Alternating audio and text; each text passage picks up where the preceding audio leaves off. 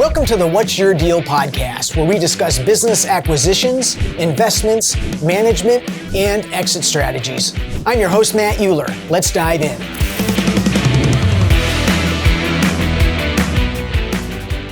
Welcome to another episode of What's Your Deal. I am joined today with Colton Imming, who is joining us virtually from California, where he lives with his family. And I'm excited to have Colton because a lot of what we talked about in preparation for this episode brings out some real nuggets that so many people in our audience have expressed comments on and things that they're trying to work through.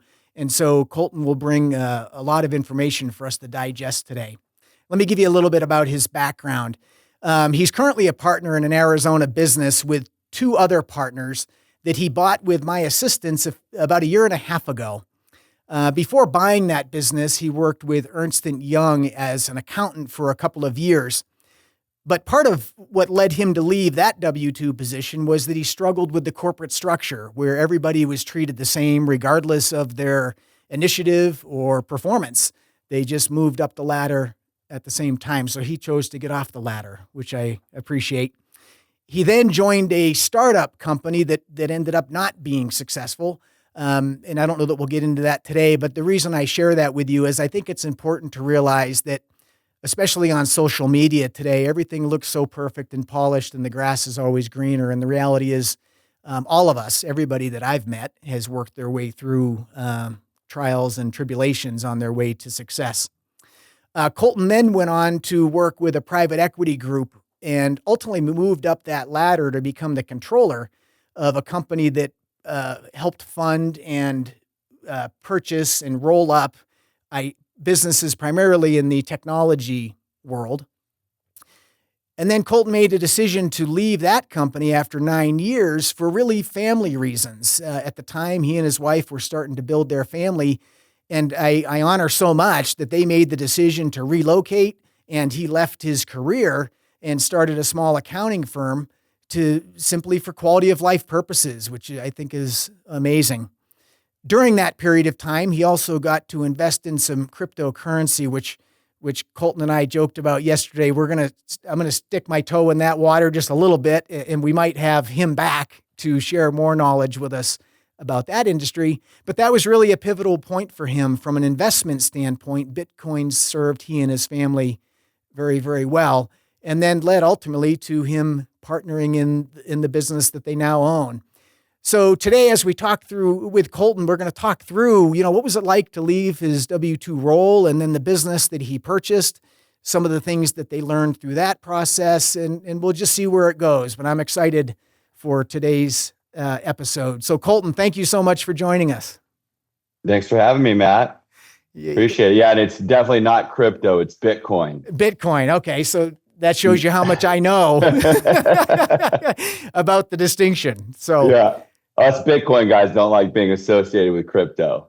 Oh, man, I wish I knew why. So we have to have you on to explain this because it's definitely an area that I have very, very little knowledge in, and is it puzzles me. So we'll look forward to that. I get it. Yeah.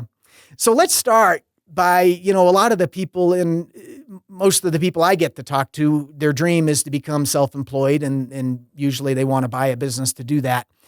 But letting go of the perceived security of a W-2 job, for some, they just can't do it. And for others, I've got a client who's a good friend as well, and he said, man, I wish I did it 20 years ago. So can you share with us a little bit what that process was like for you, and was it something that was a piece of cake for you, or was it a challenge? And how did you do it? Well, I guess stepping back a little bit, I'm a contrarian by nature. And so I've never, I guess I always had it in my mind that I wanted to work as hard as I could to save up money as much as I could and invest that money so that I wouldn't have to work hard in my, retirement years. My dad told me a story back when I was a kid about, he built a small building. And so one of his his tenants went out of business, and he was an older guy, and he didn't have, a lot of money. And I thought that hit me hard. It was, well, I don't ever want to be in a position where I have to work paycheck to paycheck in retirement years. Mm-hmm. So as silly as this sounds, I would tell people I'm going to retire when I'm 30. Mm-hmm.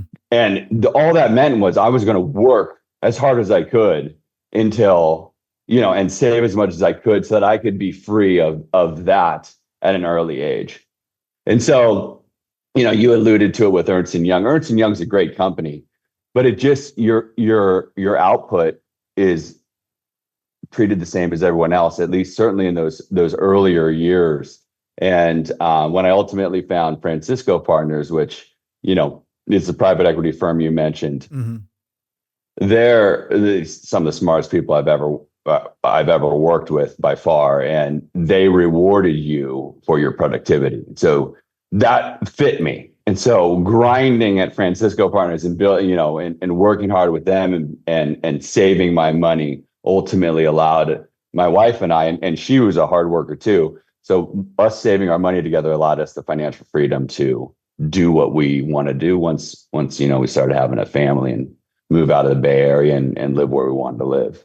Well, that's great. I've seen a lot of people get on the treadmill of more income means more spending and more quality of life as far as things and that. But it sounds like you really took a different path of knowing where you both wanted to go and planning for that at a young age. Yeah, it's so true. More money you make, the more you spend. And, in certainly in the Bay Area, we were spending, so on childcare, right? It was $30,000 a month. Oh my God. I mean, a year, sorry. A year. $30,000 a year, right? Yeah. And that's crazy. That was in 2015. And so it's like, we could keep doing this, but then we're going to be working hard, mm-hmm. For years while our kids are growing up. And I didn't want to do that. I wanted to be there. And so, we decided we were going to create our own path and, walk down that the way we wanted to. That's great. So was that something that you contemplated as a married couple years and years in advance? Or, I mean, at what point in your 9-year career were you excelled? Were you planning your transition from that?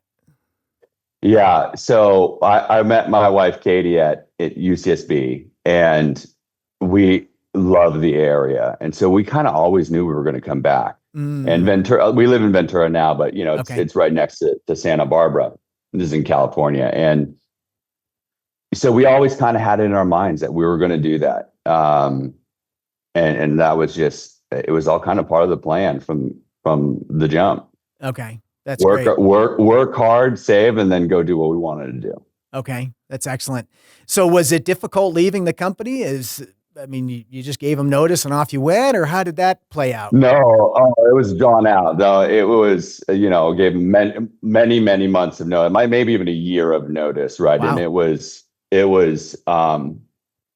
a big decision for us because Francisco Partners was such a great company, and I cared about them so much that it was hard to leave. And they call it the golden handcuffs for a reason, right? That you make good money, but you you're working. Mm-hmm. And so something inside of me, I wanted to bet on myself, and my wife Katie also felt the same. And so we ultimately, half the people it's funny because half the people at FP, Francisco Partners, they were like, wow, what are you doing? And the other half were like, wow, this is really awesome. I'm jealous. Yeah. So kind of, it depends on who you are, but. Oh, that's great. So I'm going to go into the weeds just a little bit because I think it would be helpful to those listening.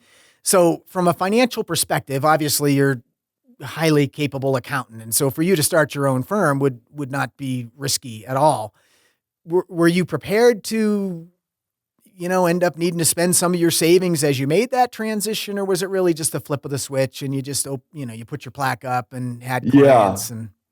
The route I took when we first moved down to Ventura was pretty simple, right? It was a back office accounting business that I could do easily. And there was a need for that for small businesses to have, back office accounting with someone who can look at their financials and tell them how they're doing, right? How the business is doing. So that was just designed. I really designed it just to pay our bills. We had our savings, we had our investments. So I did that as part of my job was, my accounting business. And then the other part was investing. Okay. Right. So I had those two hats that I wore. Great. And my wife was able to work remotely. Oh. So she kept her job remotely and it all worked out really well. It ended up being fairly simple, the transition, and then we did that for, that was 2017 until 2024 when, my current business partners came around, and that's a whole nother story that we'll get into. But until then, we were just kind of living our lives, coaching baseball and being there for the kids. Oh, that's so great. Well, I don't know exactly how it played out, but I would speculate that the preparation that you had and the teamwork between you and your wife is part of what made that seamless. Whereas for a lot of the people who contact me, it's train wreck time, right? They got laid off because they made too much money from some big company, it just is a crisis. So it's nice to hear how it can work just, fairly seamlessly in a smooth transition towards what you want. We were fortunate in many ways on all that, mainly my wife and I being so aligned. That's great. Great. So let's transition into the business that you purchased. So again, I helped facilitate that transaction, and what occurred is your two partners came to me saying, "Hey, we wanted to meet you. We heard your name, and we're looking for something." And it just so happened I had already been talking with an owner of a company that I thought might fit. So it was an off-market transaction, and it got traction pretty much right away. So can you kind of describe a little bit about your partnership and how that came together and why it was so beneficial? And then secondly, what did you learn through this process of buying this business and now having owned it for a year and a half that has been important? Yeah. Two big questions there. Two big questions, yes. Yeah. So the partnership form. So the guy, Luke, who is a good friend of mine, he lived in Ventura for years. And then after the pandemic, found his way to Prescott, Arizona, where you're at. And throughout our years getting to know each other, we're very similar minded from an investing perspective, and kind of always had in our minds, like, it'd be fun to do something with this guy. I respect him. He's a good person and, is smart. Right. And so he calls me one day and says, "Hey, I got this idea. I want to start a holding company that owns small businesses in the Prescott, Northern Arizona area. And we could be, good stewards of business in that area and build a portfolio of small businesses that we can grow and, serve the community." And so, my hand flew up so fast, raising it to be part of that. So, and he knew that we have a joke like him. And then, so Keith is our other partner. He talked to Keith. He's like, "If I call Colton, he's going to want in on this." And that's what happened. Exactly what he expected happened. And so now here we are. And I guess jumping forward to where we are to today, we complement each other so well, having three of us. Luke has a vision. Luke just has a way of, when there's a complicated situation going on, he seems to always have a thoughtful answer that just makes sense. And then Keith, he's the operator. So Luke's, quote unquote CEO. Keith is the COO, and I'm the CFO. And so Keith, his qualities are numerous, but I haven't seen anyone manage people the way Keith does. And he's just a great person. You walk around Prescott and everyone knows him. It's really annoying how many people come up to Keith, and he just knows everybody. He's just he's a great operator. And then, I bring the finance and investing, and Luke and I are kind of similar in like the, analyzing business side of it. So, well, that's great. yeah. And, so many people, so many partnerships have a bad rap, right? And I personally believe it's because you hear about the ones where there's problems as opposed to the ones that are great. And what you just shared, I'm not sure if the audience caught it or not, but are some of the fundamental principles of what makes a great partnership. You each have skill sets and you stay in your own lane, but you complement.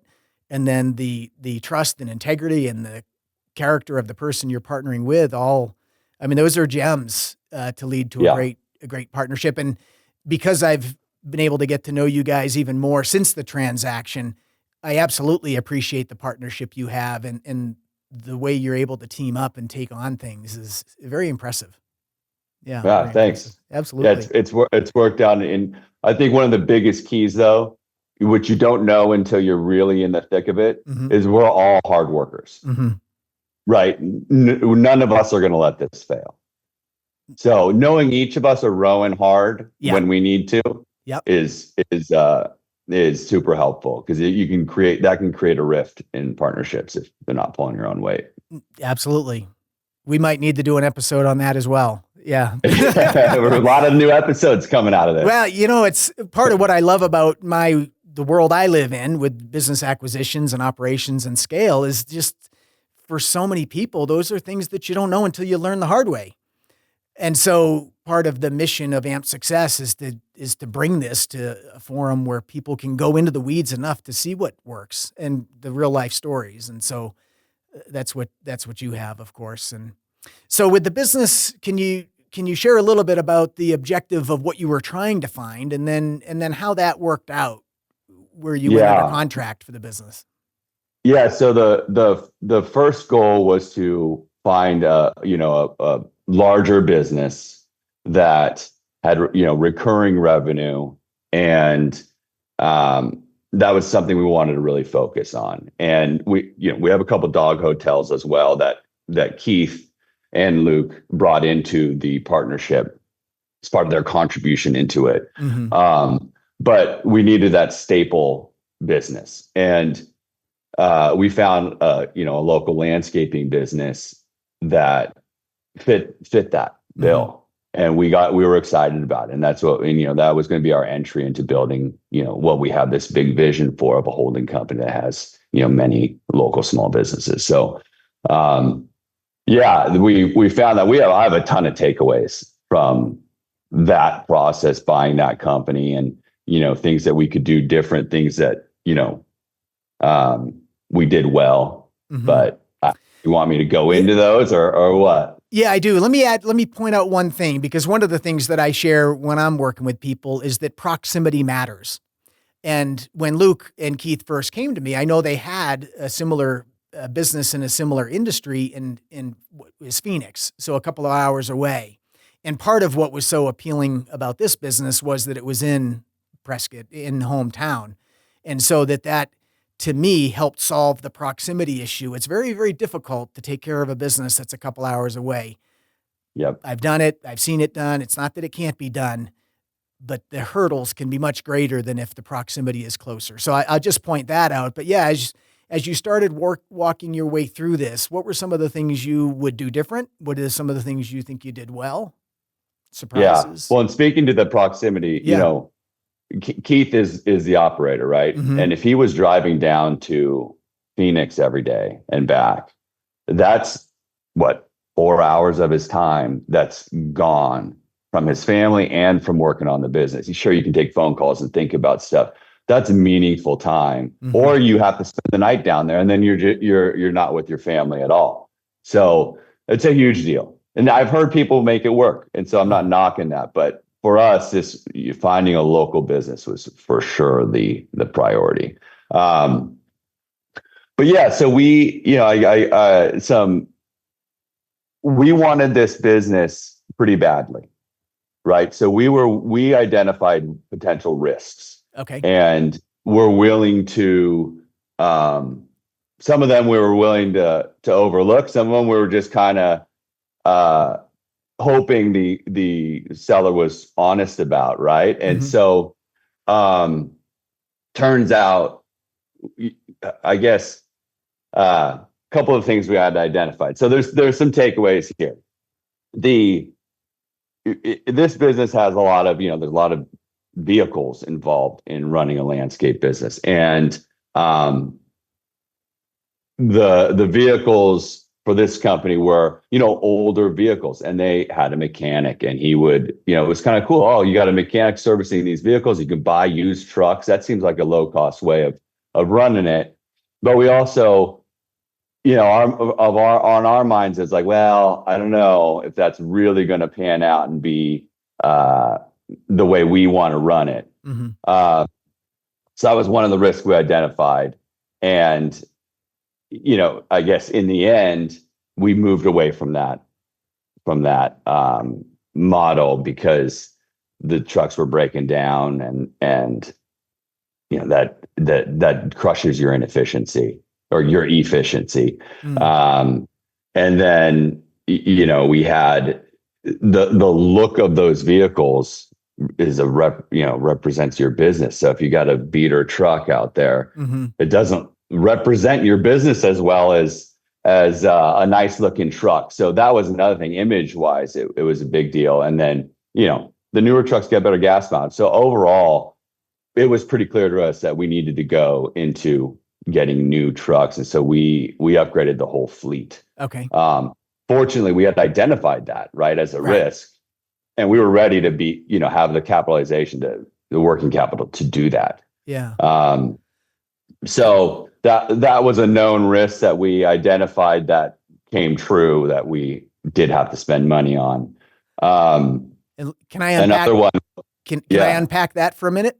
So please. Yeah. So I talk with a lot of business owners that are afraid that if they buy their crew new vehicles, that they're just going to get trashed anyway. And so part of their business model is to have vehicles that, and again, I totally appreciate the efficiency aspect, because I've bought businesses that we sunk way more money into payroll and repairs than were necessary, as opposed to just a new piece of equipment. But what was that? Again, that's a change in model. So this is working, and I'm assuming the guys are they honor and appreciate the newer equipment. And well, you just led right into it. Okay. Like the guys, once they were all used to what they were working with, we brought in all these new vehicles, and it raises the level of professionalism in the culture of the employee base. Isn't that interesting? Yep.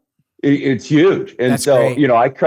I credit Keith for the culture of the business. That's one of the things we did really well, was creating a culture where everyone cares about their job and representing our business well.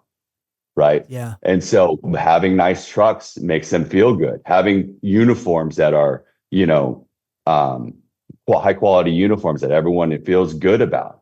Right. So that was in more ways than just the ones I said, it has impacted our whole culture. That's so great. Right. Pride in the feeling of pride and ownership in the tools that you provide your people then conveys to the work that they deliver. And yeah, I mean, I love the nuggets. These are fundamental things that just really make a difference. And a lot of people, you might not think about that until you've been there. So that worked out great for you, it sounds like. It did. If we didn't have the working capital, if we weren't well capitalized, we would have been a whole lot harder. Mm-hmm. Great point. But yeah, we were able to do it. And I guess let me preface all this. The seller did an excellent job of saying, hey, this is my purchase price. Take it or leave it. Right. And so we were going down this path. It's like, and I'm talking to Luke, I'm like, oh man, I'm identifying these things that would warrant a purchase price reduction. And it's like, yeah, but he's not going to sell. So whether he was or wasn't, we believed it. Right. And so it was a matter of us getting comfortable with these risks and still buying the business. And so that was kind of an interesting dynamic that I wasn't, I went in with my private equity hat. And I was like, we're going to do a purchase price reduction here, and here. And like, it's like, well, no, he just won't sell. So he did a great job. Kudos to him for that, for sure. The seller. but let's see here. Another one we identified was, oh wow, they don't have a CRM, or they weren't utilizing technology, right? And we looked at that as, well, that's a great for us because we can now grow the business efficiently and implement this technology into the business, and it'll make it run more. We'll expand our margins. And what we didn't realize is the amount of work that goes into implementing that technology.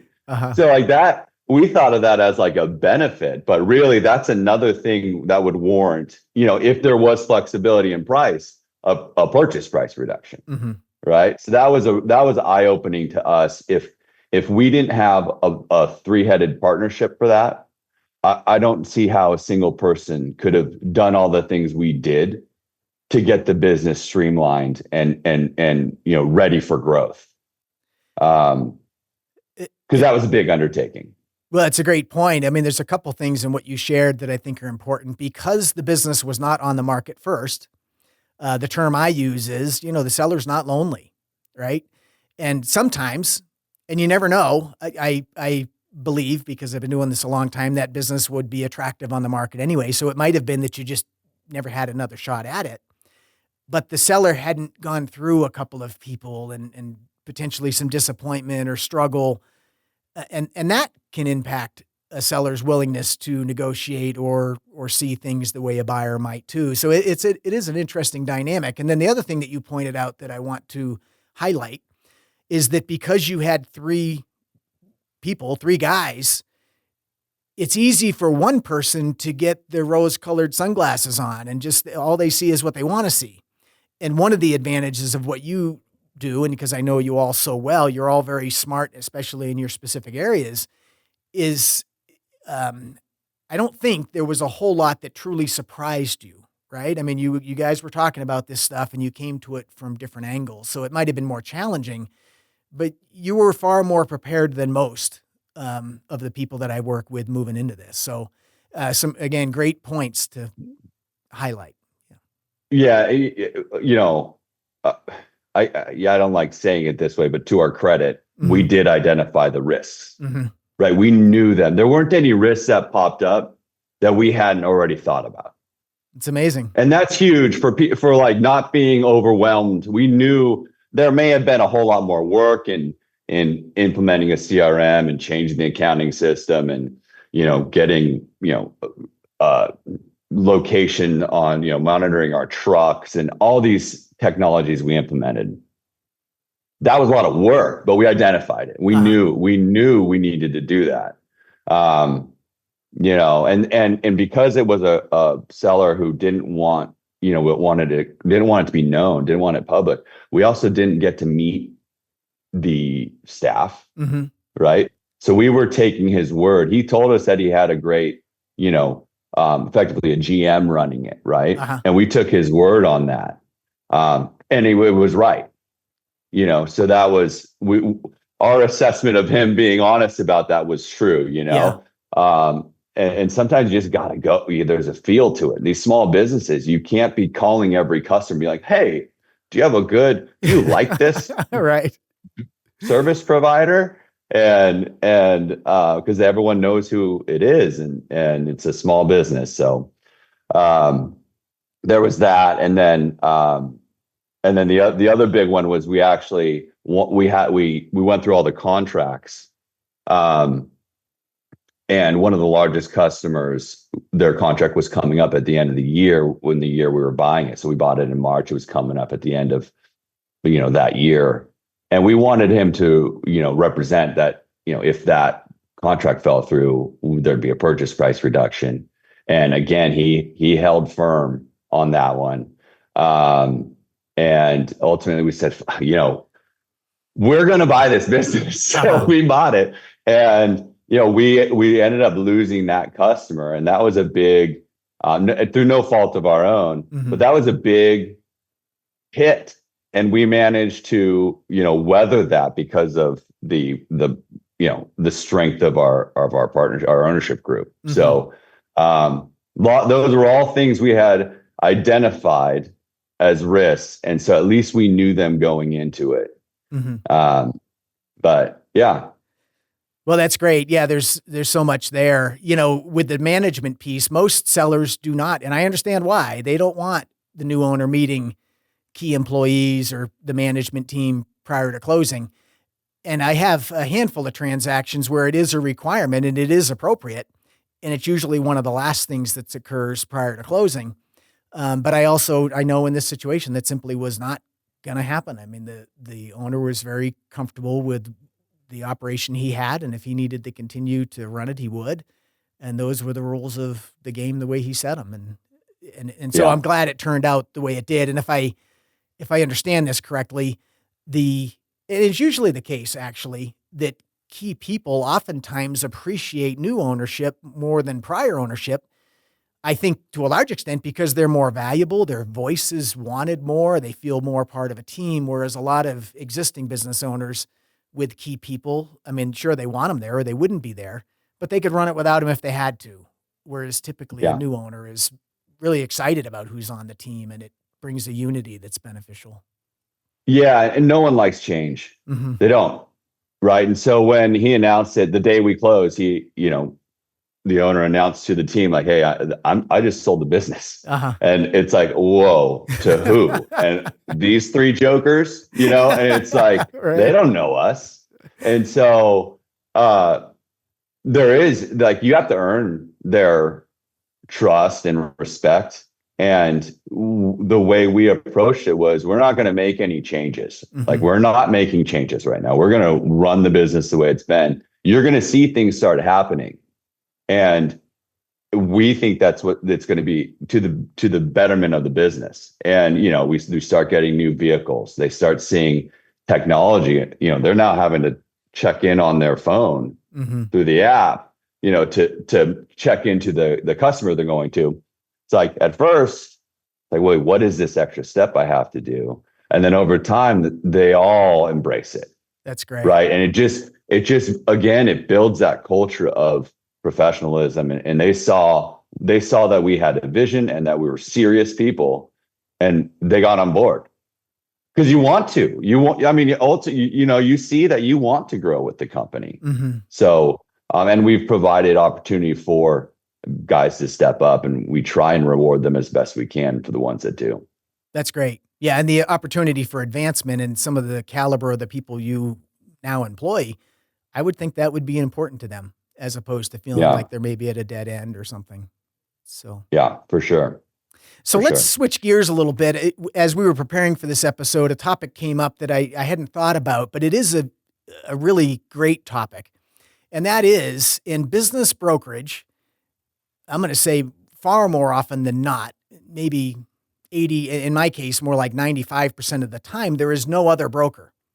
And so a buyer will contact the listing agent for information, and the listing agent's duty, at least in the state of Arizona, the legal duty is fiduciarily to the seller.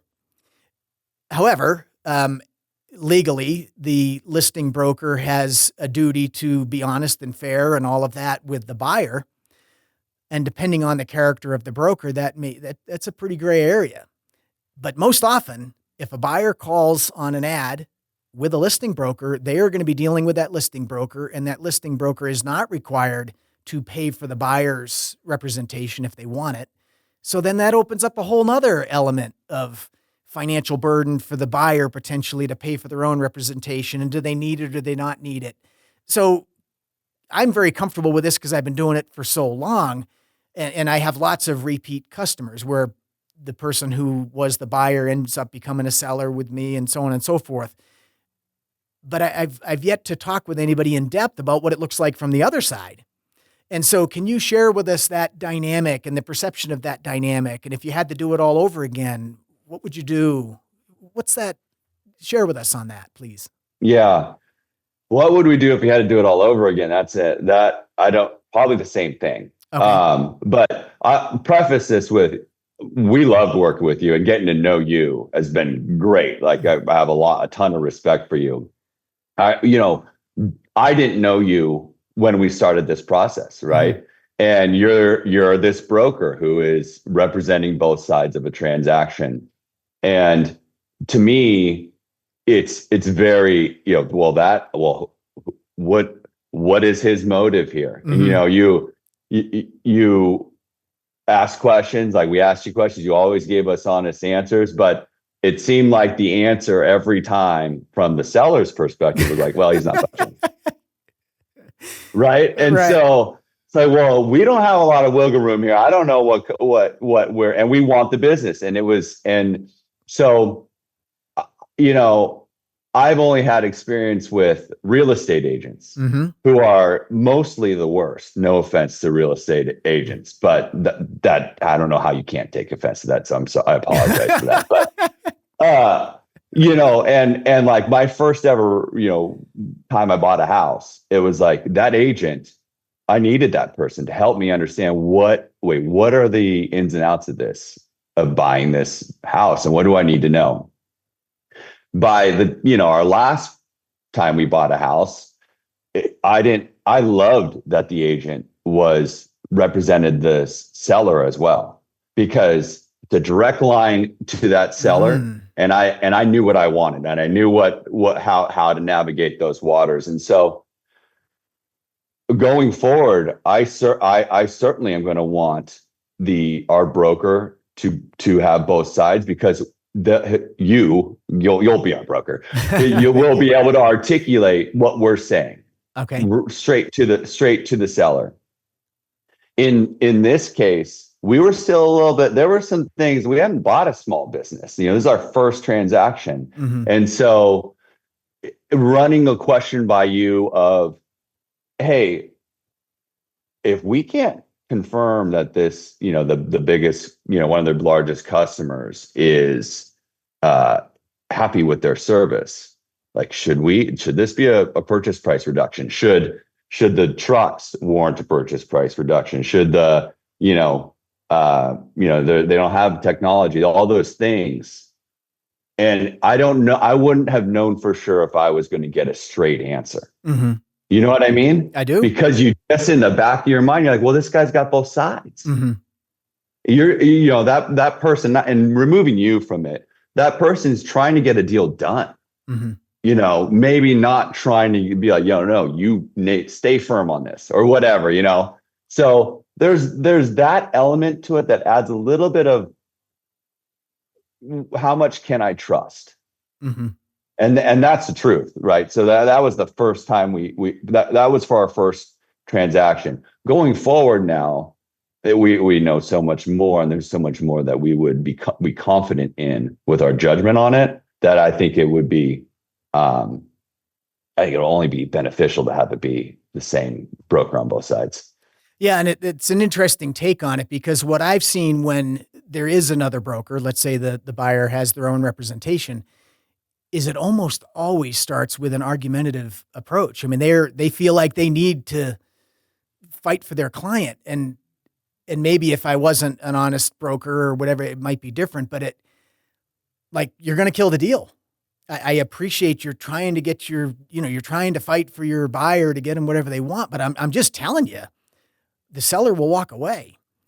It gets challenging. Whereas, assuming you're dealing with a broker, or anybody in our audience is dealing with a broker who's, in integrity. And for us, it's a small community as well. I mean, I see everybody, right? I don't want anybody that I helped facilitate a deal for failing. Ideally, the broker is able to be the liaison between the parties and bring them together when need be, so that, again, I think there might have even been a time in our transaction where it's like, okay, let's everybody get around the table. And you didn't have to take my word for whether the seller was negotiable on a point or not. I mean, you asked them directly, and the answer came directly from him. And that's part of being able to navigate these things as a broker in a way everybody feels cared for and is getting a straight answer. So yeah, and I agree. I think having one broker is the fastest way to get a deal done. Well put. I think that is having two brokers. Then you have another personality there, and what if they get in a pissing match? It's like, I to your point, I think it's more efficient having one broker for sure. Yeah, thank you. Well, and a lot of times there's just no option anyway. So yeah, well, yeah. Yeah. So The other thing I think I extracted from what you were sharing is that the education. I mean, if somebody's going in without the education about what they need to be aware of, the things you identified up front, that's a whole lot riskier, right? And that may Yeah. be a time where they want a consultant or a coach or somebody behind the scenes being able to assist them. But ideally, they've got the education they need enough to navigate the road in a way that works regardless Yeah. of who might be on their Yeah. side. And for us, that was part of our, partly our background. And Mm-hmm. then the other part of it, was just consuming ETA podcasts, Interesting. entrepreneurship through acquisition, right? So just consuming those, trying to get, and it's what you're doing. You started this after we did our transaction, but consuming podcasts like this to get informed on, wait, what should I be thinking about? What, it just helps. It helps shape and give you knowledge on the situation. Yeah. I've been in this industry for more than half of my life, and I love it because it's so dynamic and deep and interesting and challenging and all of that. And for most people, it's a whole nother world that, Yeah. most of the people who contact me have never done it before. So it's really going out on a limb in a lot of ways. So I know we're running out of time here. We've got some time left, but I really want to get any recommendations you might have for somebody who's looking at buying a business. I mean, any thoughts, first time or even second time, but you've been through it a lot with your private equity group background as well. Right. I think keeping it as simple as possible, you got to have working capital. The SBA is awesome. They can give you a loan up to 90% of the value. Wow, that's amazing. You only need to put a 10% payment down. Oh, by the way, you're now saddled with debt. And so you better be well capitalized to navigate, drops in the business, the ebbs and flows of it. If we weren't well capitalized, there could have been decisions we made where we might have made a different decision than taking the long run approach. Right. So every decision we made was not out of, well, what's the short-term cash need? Mm-hmm. Even if there was a crunch, it wasn't, we could have, brought money into bridge that. So every decision we made was based on the long-term success of the business. And I think that matters greatly when you're not, scratching and clawing for every dollar to make payroll. Yeah, that's a great point. My audience has heard me say in the past that, the number one reason for SBA defaults is lack of operating capital. So people get overextended. There you go. And ideally, the low down payment allows people to preserve operating capital for a rainy day or a storm they weren't planning on, or a COVID or whatever. But again, unless your point is a very good one, that debt payment can be real serious when things get a little sideways. Yeah, especially with today's interest rates. That's for sure. Yep. Great point. Any other tidbits that you'd like to share? Gold nuggets for first time buyers? That's, build a Bitcoin treasury. Well, that's a good transition. So what is it? If you can share just for a minute, why? What's the Bitcoin magic that's got you smiling ear to ear? It's just that, I've spent, hundreds of hours, trying to understand what the heck Bitcoin is. And so to summarize it in a few minutes is impossible. Right. But, and we had, in our pre-call, we had talked about, you're probably going to ask me about Bitcoin. I'm like, so I spent some time trying to think about how can I do this in a couple minutes? But the way I'd put it is, you gotta, yes, Bitcoin's been like a good investment for us, but it's way more than that. And understanding what Bitcoin is really has been the most impactful for me. And so to understand what Bitcoin is, you have to understand what money is. Okay. And so money was invented to, store the output of your energy. And I know that sounds like a wild statement, but really, if you think about it, so like take a farmer, they produce crops, right? That farmer produces crops. He's doing a great job working hard. He's producing way more than he can consume himself. Okay. So he sells those crops for money and uses that money to store the output of his energy. Okay. Right. Yep. So he's worked hard and he's storing this, the output of his energy into money, and he's building up his money, and it's intended to be a store of value over time. So as throughout his life, he can, it'll keep its value. And then, you can also transact it. If he wants to buy something, he can send it across space. So like geographically, he could send the money and buy something. Right. And so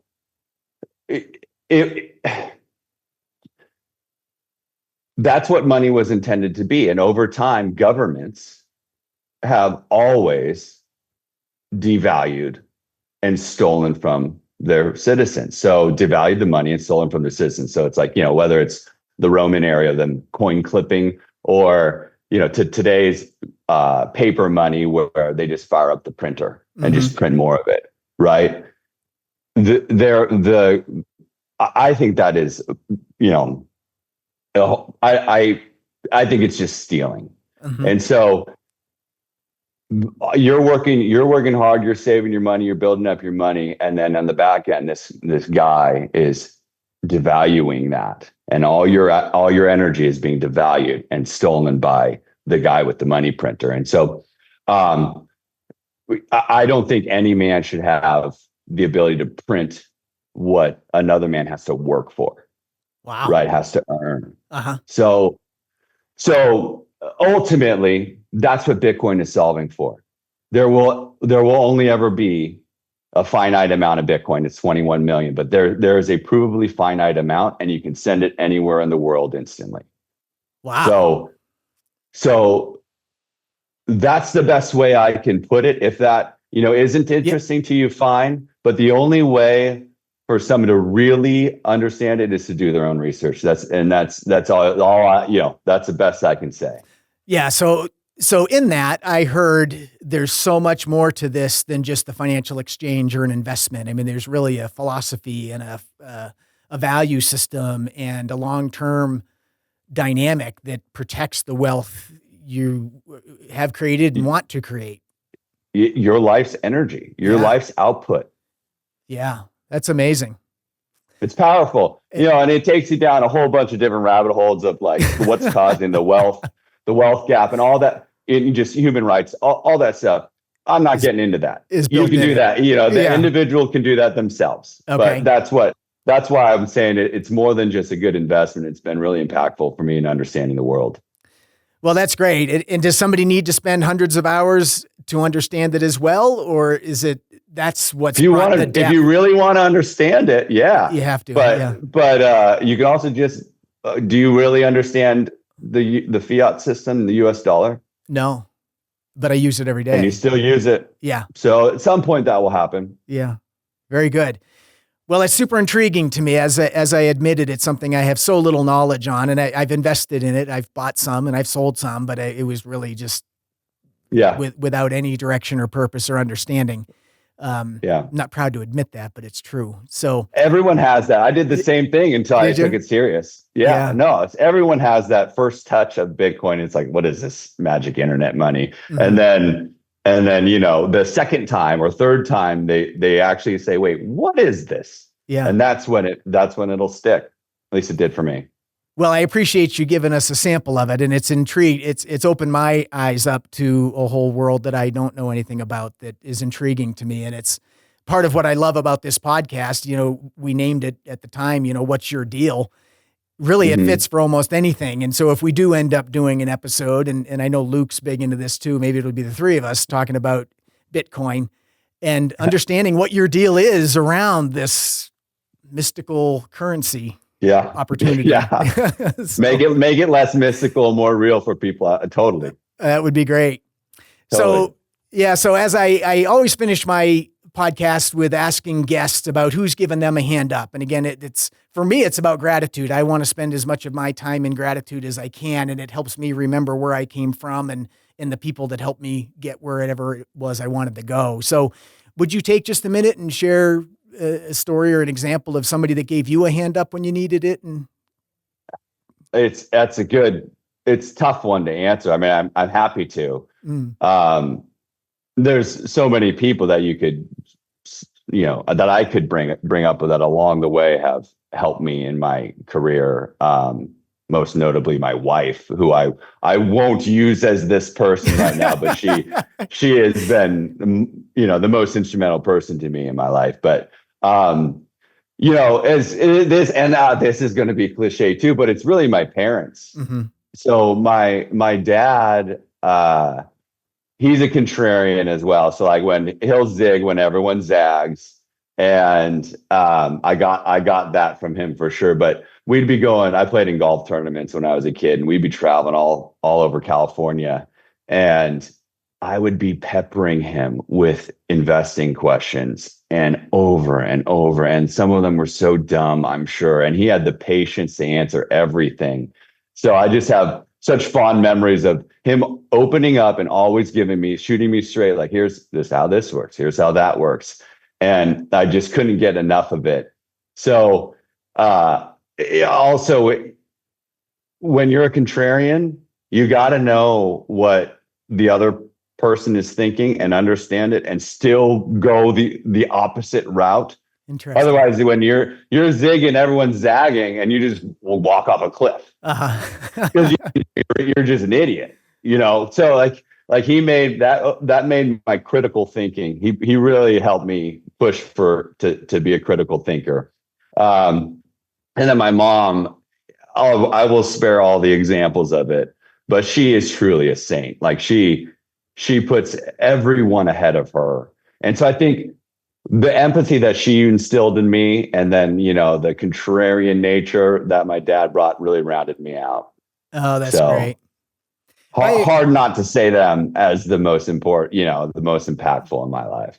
Well, and honestly, I know a lot of us can't say that, but it's really how it should be, right? I mean, ideally, they're the ones that sculpt and mold us as young people, and so that's great that they were there. Very fortunate. I was extremely fortunate to have them in my life, period. And then not just in my life, but also great role models for me. So super fortunate. Yeah. Well, that's amazing. I appreciate you sharing that. And I also appreciate you including your wife in that.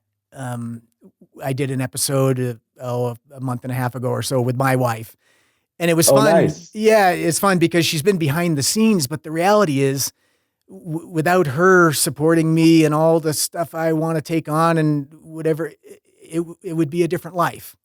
And so I love that you have that in your world as well. So thank you for sharing that. And, it's so true. Yeah. And not everyone has that either, Matt. They don't. No, they don't. So, well, thank you so much for sharing what you did today with us and for being on the show and joining us. And I'll look forward to understanding more about Bitcoin sometime here in the future with you and Luke. So awesome. Thanks for having me. Yeah, absolutely. Well, I hope you enjoyed that episode. One of the things I love about being in this room with people like Colton is there is so much there. And if we're willing to take the time to listen and carefully contemplate some of what's being shared, it can save us so much struggle and pain on our path in business ownership and being successful. So I hope you enjoyed this episode, and we'll look forward to seeing you on the next one. And that's a wrap on today's episode. We hope you enjoyed the conversation and got some valuable insights into the world of buying and selling businesses. Want to be a guest on our show? If you have a deal that you'd like to discuss with us or a business story to share, we'd love to hear from you. Shoot us an email using the contact information below in the episode notes, and let's make this happen. Never miss an episode. Make sure you subscribe on Apple Podcasts, Spotify, or wherever you listen. And if you found today's episode helpful, please leave us a review. It helps more people like you find the show.